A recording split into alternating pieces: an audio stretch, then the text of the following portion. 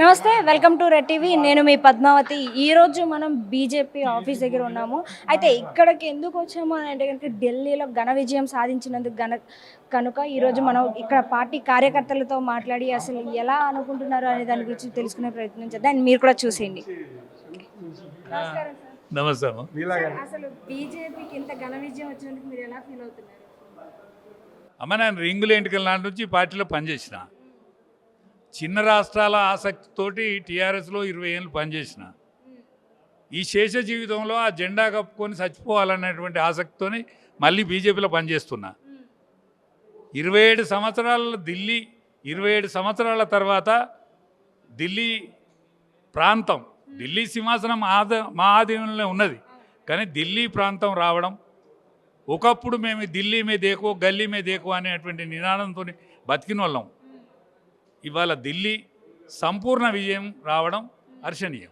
Sir, అసలు ఢిల్లీకి 27 సంవత్సరాల తర్వాత మళ్ళీ ఆధిపత్యం వచ్చినందుకు మీకంటూ ఘనత ఇచ్చింది. అండ్ అయితే ఇందులో ముఖ్య పాత్ర అక్కడ ముస్లిం మహిళలే పాత్ర వహించారు అని అంటున్నారు. వాళ్ళే మిమ్మల్ని ముందుకు నడిపించారు అంటున్నారు. దీనిపై మీ ఒపీనియన్ ఏంటి సార్? అసలు అంటే ముస్లిం పక్షపాతం అనేది లేకుండా, ఈ జాతి మత పక్షపాతాలు లేకుండా వాళ్ళు మీకు మద్దతు తెలిపారు అని అంటున్నారు కదా. సో దీనికి మీరు ఎలా రియాక్ట్ అవుతున్నారు? అంటే అభద్రతా భావానికి నెట్టి ఈ ప్రతిపక్షాలు ఈ మైనారిటీలను అభద్రతా భావానికి నెట్టి మేము భద్రత కల్పిస్తామనేటువంటి అపోహల వాళ్ళను బతికించారు. కాబట్టి ఈ త్రిపుల్ తలాక్ బిల్లు మీద మా పార్టీకి కానీ నరేంద్ర మోడీకి కానీ ఒక స్పష్టమైన అభిప్రాయం ఉన్నది. కాబట్టి ఆ మహిళలు మాకు సహకరించారు, సంపూర్ణంగా మమ్మల్ని అర్థం చేసుకున్నారు. మహిళలే కాక పురుషులు కూడా రేపు అర్థం చేసుకుంటారని నేను అనుకుంటాను. సార్, ఇంకోటి వచ్చేసి అసలు కేజ్రీవాల్ గారు ఓటమికి కారణం ఏంటి అనే దాని గురించి అసలు మీ మాటల్లో మేము తెలుసుకోవాలనుకుంటున్నాం. కేజ్రీవాల్ నిజాయితీ పేరు మీద వచ్చిన మాట నిజం. ప్రభుత్వ ఉద్యోగానికి రాజీనామా పెట్టి వచ్చిన మాట ఉత్సవం నిజం. పోతే సాదా సీదా వేషం వేసుకొని, సాధారణ బట్టలు ధరించి, 6 రూపాయల పెన్ను పెట్టుకొని, సాదా సీదా బట్టలతోటి జేబుల కత్తెరేసుకొని వచ్చిన మాట నిజం. ఈ కత్తెరను గుర్తించే వరకు చాలా టైం పట్టింది ఇప్పటికే. కానీ నిజాయితీగా ఉంటే ఏం పర్వాలేకుంటుండు ఏ పార్టీ అయినా. కానీ నిజాయితీ పేరు మీద జేబుల కత్తెరేసుకొని జేబులు కత్తిరించిండు కాబట్టి ఆయనకు కత్తెర ప్రజలేసింది. మళ్ళీ చాలా కాలం తర్వాత ఇప్పుడు బీజేపీకి మళ్ళీ ఆధిపత్యం వచ్చినందుకు మీరు ఎలా ఫీల్ అవుతున్నారు?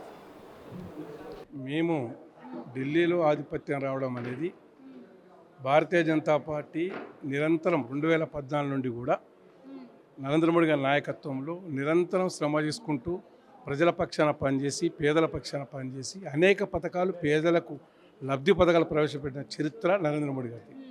ఈ దేశ అభివృద్ధి కానీ, ప్రపంచంలో మనకు భారతీయులకు గౌరవం కానీ, ఒక విశిష్టత కానీ సంపాదించడం అంటే నరేంద్ర మోడీ గారి నాయకత్వం. దానిలో భాగంగానే ఢిల్లీ ప్రజలు కూడా, గల్లీలో ఉన్న రాష్ట్రాలు మొత్తం కూడా బీజేపీని, ఢిల్లీలో ఉన్న మన మేధావులను కూడా భారతీయ జనతా పార్టీకి పట్టం కడితే, మన రక్షణ విషయంలో కానీ అన్ని రంగాల్లో కూడా మన ఢిల్లీ అభివృద్ధి చెందుతున్న భావజాలంతో ఢిల్లీ ప్రజలు కళ్ళు తెరిచి ఈ నిజాయితీ పేరు మీద ఆమ్ ఆద్మీ పార్టీ చేసిన మోసాలని, లిక్కర్ స్కామ్ విషయం అయితేంది, మీకు తెలుసు, మనడానికి వాళ్ళందరూ కూడా జైలుకు వచ్చిన విషయం. వీళ్ళ నిజాయితీ పైకి మాత్రమే కనపడుతున్నది. వీళ్ళలో మొత్తం కూడా క్రిమినల్ థింకింగ్ ఉన్నది. ఈ దేశాన్ని సర్వనాశనం చేసే శక్తులకు అండ కల్పిస్తున్న ఢిల్లీ హెడ్ క్వార్టర్లో అనేక ఖలిస్తాన్ టెర్రరిస్టులకు కానీ, తర్వాత ఇస్లామిక్ టెర్రరిస్టులకు కానీ వీళ్ళు ఆశ్రయం ఇస్తున్న విషయం కూడా ప్రజలు తేలిపోయి, ఇవాళ ముస్లింలో శాంతి కోరేవాళ్ళు, ముస్లింలో ఐక్యత కోరేవాళ్ళు, లౌకికత్వం కోరే వాళ్ళందరూ కూడా, ముస్లిం స్త్రీలు కానీ జెంట్స్ కానీ అందరూ కూడా ముక్తకంఠంగా ఓటేసి వాళ్ళ భారతీయ జనతా పార్టీ గెలిపించారు. అది మనం చెప్పడం కాదు. ఎవరైతే ముస్లిం ఇమాం, ఎవరైతే ఆల్ ఇండియా ఇమాం అసోసియేషన్ చైర్మన్ మౌలానా సాజిద్ రషీద్ తన జీవితంలో మొదటిసారిగా నేను బీజేపీ ఓటేసినట్టు బహిరంగంగా చెప్పడం జరిగింది. అంటే కారణం ఏంది చెప్పిండంటే, కాంగ్రెస్ పార్టీ కానీ ఆమ్ ఆద్మీ పార్టీ కానీ లౌకికవాదం పేరు మీద, లౌకికవాదానికి మోసం చేస్తూ ప్రజలను మభ్యపెట్టి ముస్లింలకు కూడా అన్యాయం చేస్తుర్రు అని మేము గుర్తించినా కాబట్టి నేను భారతీయ జనతా పార్టీకి ఓటేసినట్టు గర్వంగా చెప్పుకోవడం జరిగింది. అంటే రిజల్ట్కు ముందే ఒక చైర్మన్, ఆల్ ఇండియా చైర్మన్, మేము బీజేపీకి బహిరంగంగా మేము ఓటేసినని చెప్పుకుంటే ముస్లింలందరూ కూడా వాళ్ళు ఏం ఆలోచన చేస్తున్నారు? అభివృద్ధి చెందాలన్నా, శాంతి ఉండాలన్నా నరేంద్ర మోడీ గారి నాయకత్వంలో భారతీయ జనతా పార్టీ వల్ల సాధ్యమైంది. కాబట్టి పేదల అభ్యున్నతి కోరే పార్టీ ఏంటంటే భారతీయ జనతా పార్టీ. కాబట్టి మన భారతదేశంలో భారతీయ జనతా పార్టీ నరేంద్ర మోడీ నాయకత్వమే మనకు అన్ని రకాల భద్రత కలుస్తుంది. లౌకికవాదం అంటే ఏంది? హిందువులని ముస్లింలని కలిసి కలుపుకపోయి పనిచేసే సంస్థ అవుతుందో అదే లౌకికవాదం. కాబట్టి అది భారతీయ జనతా పార్టీ చేస్తుంది. భారతీయ జనతా పార్టీ తప్పుదారి పట్టించి లౌకికవాదం పేరు మీద కాంగ్రెస్ ఆమ్ ఆద్మీ పార్టీ మోసం చేస్తుందని బహిరంగ ప్రకటన ఇవ్వడం జరిగింది. మీరు అందరూ చూసిన విషయమే. కాబట్టి ఈరోజు దేశంలో నరేంద్ర మోడీ గారు అధికారంలోకి వచ్చిన తర్వాత భారతీయ జనతా పార్టీ హిందువుల పార్టీ అని మాట్లాడిన వాదులకు అందరికీ కూడా చెంప దెబ్బ అయిపోయింది. అవును, ఒకప్పుడు మనకి చూసుకుంటే కనుక బీజేపీ పార్టీ అంటే ఒక హిందువుల కోసం మాత్రమే ఉంటుంది, మిగతా వాళ్ళ కోసం ఉండదు అని అనేసి ఈ కుల మత భేదాలను కూడా తీసుకొచ్చే విధంగా చూసారు అన్న వాస్తవాలు అయితే ఇప్పుడు అవన్నీ కొట్టేసే విధంగా అయితే ఇప్పుడు బీజేపీ అనేది ఘన విజయం సాధించింది. దాంట్లో మరి ముఖ్యంగా ముస్లిం మహిళల పాత్ర ఎక్కువగా ఉంది అంటున్నారు. సో దీనిపై మీ ఒపీనియన్? నరేంద్ర మోడీ గారు 2014 అధికారంలో రాగానే మొట్టమొదటిసారిగా ముస్లిములు ఇస్లాం మతములో ఛాందసవాద భావంతో వాళ్ళు ఏదైతే చట్టం ఉందో, వివాహ చట్టం ఉందో, వాళ్ళ ముస్లిం లా ప్రకారంగానే వివాహ చట్టం అమలులోకి ఉన్నది. దాంతో అక్కడ ముస్లిం స్త్రీలకు పూర్తి స్వేచ్ఛని అనగదొక్కడం జరిగింది, కాలరాయడం జరిగింది. ఫస్టే ఈ దేశంలో త్రిబుల్ తలాక్ బిల్లుని ప్రవేశపెట్టి ముస్లిం మహిళలకు స్వేచ్ఛను కల్పించి, హక్కులు కల్పించి, భద్రత కల్పించిన వ్యక్తి నరేంద్ర మోడీ గారు. ఆ రోజే ముస్లింలో ఒక వర్గం మహిళలు మొత్తం కూడా నరేంద్ర మోడీ వారి వెనకాలకు వచ్చేశారు. దాంతోపాటు ముస్లింలో ఉన్న పేద వర్గాలన్నీ కూడా ఏ పథకం ప్రవేశపెట్టిన నరేంద్ర మోడీ గారు కులము మతము ప్రాతిపదిక లేదు, పేదవాడు ఉన్నవాడా అనే లక్ష్యంగా పథకాలు ప్రారంభమైంది. తర్వాత 23 కోట్ల మందికి జన్ధన్ అకౌంట్ తీసి ఒక్క రూపాయి పెట్టకుండా వాళ్ళకి అకౌంట్ కల్పించి డైరెక్ట్గా గవర్నమెంట్ పథకాలన్నీ లబ్ధిదారులకు ప్రత్యక్షంగా డైరెక్ట్ అకౌంట్లకు అమౌంట్ పోయే విధంగా ఎలాంటి అవినీతికి ఆస్కారం లేకుండా, పైరవేలకు ఆస్కారం లేకుండా లబ్ధిదారులకు చేకూర్చే విధంగా పథక అకౌంట్ తీయడం జరిగింది. దాంతో ప్రజలందరికీ కరోనా సమయంలో నరేంద్ర మోడీ గారు ఆపద సమయంలో పేదవాళ్లకు ఇమ్మీడియట్లీ 500 రూపాయల అకౌంట్లోకి వేసి వాళ్ళని ఆదుకోవడం జరిగింది. 5 కిలోల బియ్యం ఇచ్చి ప్రతి ఒక్కరికి ఈరోజు 5 ఏళ్ళు కూడా ఎక్స్చేంజ్ చేయడం జరిగింది. అట్లా చెప్పుకుంటూ పోతే మనం ముందు ఏమన్నా ఎక్స్పెక్ట్ చేయొచ్చు అంటారు మనం? ముందు భారతీయ జనతా పార్టీ అన్ని రాష్ట్రాల్లో, ఇంకా మిగిలిన ఇప్పుడు కాంగ్రెస్ పార్టీ ఉన్నది 3 రాష్ట్రాలు, హిమాచల్ ప్రదేశ్ ఒకటి, కర్ణాటక కూడా, తెలంగాణ. కాంగ్రెస్ పార్టీ ఈ రోజుకు బంగ్లాదేశ్లో హిందువుల మీద ఊచకోత నడుస్తుంటే మన ప్రతిపక్ష నాయకుడైన రాహుల్ గాంధీ ఒక్కరోజు కూడా ఖండనివ్వలే. అమెరికా అధ్యక్షుడు ట్రంప్ కానీ, బిఫోర్ అధ్యక్షుడు బైడెన్ కానీ డైరెక్ట్గా బంగ్లాదేశ్లో హిందువుల మీద ఊచకోత ఖండించడం జరిగింది. అంటే ఇక్కడ ఉన్న ప్రతిపక్ష నాయకుడు ఎవరి కోసం పనిచేస్తుండు, అసలు ప్రతిపక్షం హోదా ఎందుకు ఇవ్వాలి, ఆయన ఈ భారత ప్రజల పట్ల ఆయన ప్రేమ ఏందో కూడా తేలిపోయింది. కాబట్టి ప్రజలు ఏం గుర్తించారంటే ఈ కాంగ్రెస్ పార్టీ ఈ దేశంలో అవసరం లేదు ప్రజలకు. మన భారత ప్రజలకు మేలు కోరేది ఏంది? భారతీయ జనతా పార్టీ.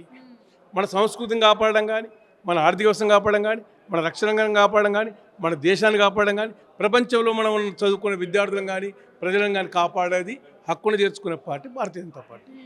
కాబట్టి మనమే కాదు, అనేక పేద దేశాలు కూడా సాయం చేసి మన దార్శనికత చూపించుకునే శక్తి మనం నరేంద్ర మోడీ గారికి ఉన్నది. కాబట్టి ప్రపంచమే మనం చూస్తున్నది. అలాంటప్పుడు భారతీయ జనతా పార్టీ ఓడించాలంటే ఏంది? ప్రజల మనసును గెలవాలి. ప్రజల మనసు గెలవాలంటే ఒక్క రోజులో అయ్యే పని కాదు. Already Bharatiya Janata party నిద్రపోదు. ఇవాళ మనం మహారాష్ట్రలో గెలిచినాం కానీ ఆనందంతో నిద్రపోయే పార్టీ కాదు ఇది. ప్రతి నిమిషం ప్రతి రాష్ట్రంలో కూడా పేద ప్రజల పక్షాన పోరాటం చేసుకుంటూ, ప్రజలని చైతన్యం చేసుకుంటూ, ప్రజలని అభివృద్ధి పథకం తీసుకుపోతూ ఆలోచింపజేసే పార్టీ భారతీయ జనతా పార్టీ. కాబట్టి భారతీయ జనతా పార్టీ మిగతా రాష్ట్రాల్లో కూడా కాంగ్రెస్ పార్టీకి దిక్కు దివాణం లేనటువంటి పరిస్థితి జీరోకి చేరింది. ఇంకా కూడా బుద్ధి రాకపోతే మనం ఏం చేయలేము. మన ఖర్గే అన్నాడు, మీరు అందరిపై స్నానాలు చేస్తే, గంగానదిలో స్నానాలు చేస్తే మీ పేదరికం పోద్దా అంటే, మరి గంగానదిలో స్నానం చేస్తే పేదరికం, మసీదులో పోయి నమాజులు చేస్తే పేదరికం పోద్దా? మరి ఏం చేస్తే పేదరికం పోద్దు చెప్పండి. ఆయన చేయండి, అడగండి. ఒక మతాన్ని, ఈ దేశంలో మెజారిటీ పాపులేషన్ ఉన్న మతాన్ని కించపరుచుకుంటూ మాట్లాడడం అనేది ఒక జాతీయ పార్టీ అధ్యక్షుడు, అది ప్రజలు ఆలోచిస్తున్నారు. వీళ్ళు ఎవరి కోసం పనిచేస్తున్నారు?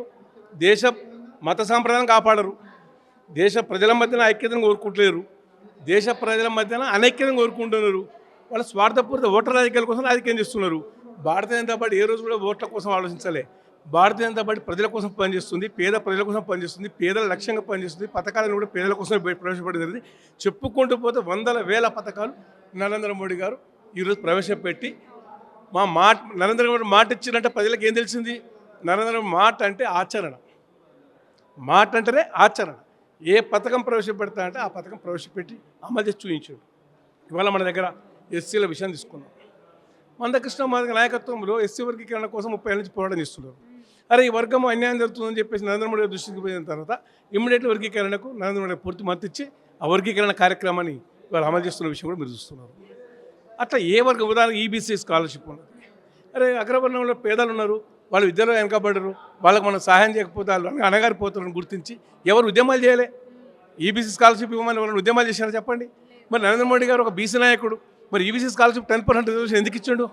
అంటే అది ఏ వర్గం అని కాదు, ఏ వర్గంలో అనగారిపోతున్నారో, ఏ వర్గంలో అభివృద్ధికి నోచుకుంటున్నారో వారందరికీ కూడా లక్ష్యంగా పనిచేసి వాళ్ళని ఆ సమస్యలను విముక్తి చేయడమే లక్ష్యంగా పనిచేసే నాయకుడు నరేంద్ర మోడీ గారు.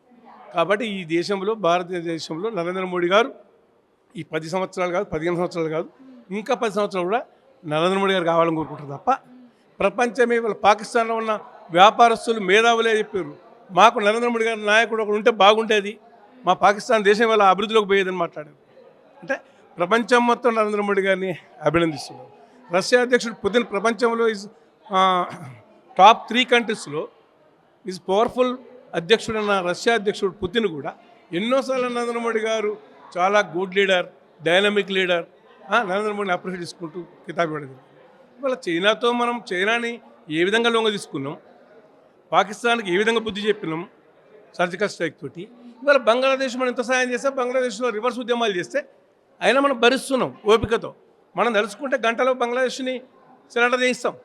ఆ శక్తిలేక కాదు, చేయలే కూడా కాదు, వాళ్ళు ఆలోచించుకొని ప్రజల్లో ఆలోచన మార్పు వచ్చేంత వరకు వాళ్ళకి అవకాశం ఇద్దని ఇచ్చారు. ఈరోజు బంగ్లాదేశ్లో ఏమున్నది? ఆకలి లేదు, ఆకలి చాలు వస్తున్నారు, కంపెనీలన్నీ కుంటుపడిపోయినాయి, కరెంటు లేదు, ఉత్పత్తి లేదు, అమెరికా వాడు మొత్తం సహాయాన్ని నిలిపేసిండు. అసలు అక్కడ బంగ్లాదేశ్లో ఏమైంది? వాళ్ళ మొత్తం అరాచకం సృష్టించబడింది. కాబట్టి నరేంద్ర మోడీ గారి నాయకత్వం ప్రపంచం మొత్తం విశ్వసిస్తున్నది, కోరుకుంటున్నది. కాబట్టి మన భారత ప్రజలకు ఆదర్శప్రాయుడు, మార్గదర్శకుడు, ఈ ప్రపంచ చరిత్రలో